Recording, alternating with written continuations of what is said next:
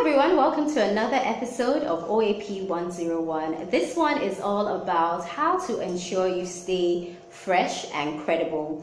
Here's what I mean. Whether you start being an OAP today or you started 10 years ago or you plan to start in the future, no matter what, at some point you are going to rack up years of experience. And the danger sometimes is you can become dated. What I mean is, say, for example, you start something in the 1980s and perhaps you're stuck in the 1980s or you're stuck in the 90s or you're even stuck in 5 years ago. And the way trends are, the way, the world is moving, especially with technology and digital stuff, there's always that danger that you can actually be stuck in like 2 years ago, Seth, when there are new things. So how do you ensure you stay fresh? One of the things that I encourage people to do is to have conversations with people. You might be like, yeah, but you talk every day. Yes, but do you talk with a purpose? When you're having conversations with people, have conversations with different kinds of people. Don't just gist with like your friends or your colleagues or people that have the same interests as you.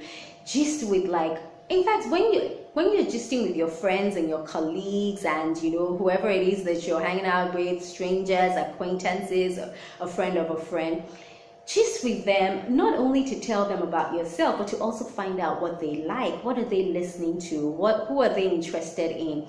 One way that, for example, I know what songs to play, apart from the ones that I love, I listen to my younger cousins a lot. So I have cousins that are like 16, like 18, like 21.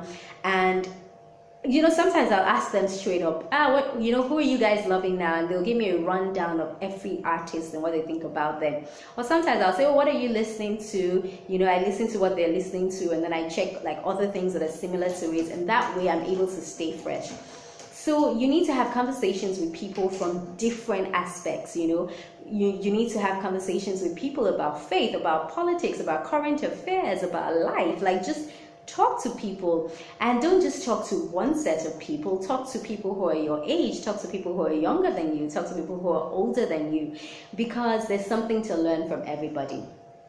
Another way to ensure that you're staying fresh and also credible is to enjoy watching news and other entertainment shows, whether or not they're in the same line as yours. And this is what I mean. If you're like a serious type of person, you're more like a CNN type of person, you're more like a Bloomberg type of person, you're more like a Channels type of person, there's nothing wrong with also keeping up with entertainment, for example. There's nothing wrong with checking from time to time pop culture shows and so on and so forth, because there are things you can take from it. And even if you're not taking their stories, you might be taking their style. Even if you're not taking their style, you might be taking their story. Now, say for example, something happens, there's an accident somewhere. The way a CNN would report it would be different from the way an E-News would report it, would be different from the way, say, a BBC would report it. But if it's reported on all those channels, it's because it's really big news. So you have to think about that. It's not just what you're saying, it's how you're saying it.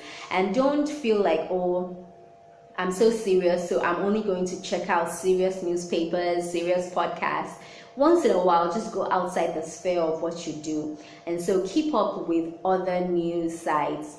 And then another tip I would have for you is have your verified sources, or have your trusted sources, more like that. There are certain places I, for one, go to, to stay current. And while I don't like to give like endorsements all the time, I do think that if you send me a DM or you leave a comment here or something, I can send you some of the places that I absolutely trust. Obviously, nobody's 100% perfect, but for the most part, I feel like, okay, these ones, they try to do some research, they check out their story, they look for the other side. It's not just one-sided. So just check out places that you can get the facts, the truth. You know that they're reliable. A good trick, for example, is if you hear something is going on, you can check out the story wherever it broke first. But don't forget to then check out your other trusted sources to see what they're saying about it or what's available from them about it. That also helps. And in all of that, almost all media now, whether it's social media or it's websites, whatever it is, almost all show you trends. On Twitter, you have the trending topics. On Instagram, you have the explore page that shows you like the top pictures people are checking out, also based on your interest, but it's like the trending topics. Facebook also has trends.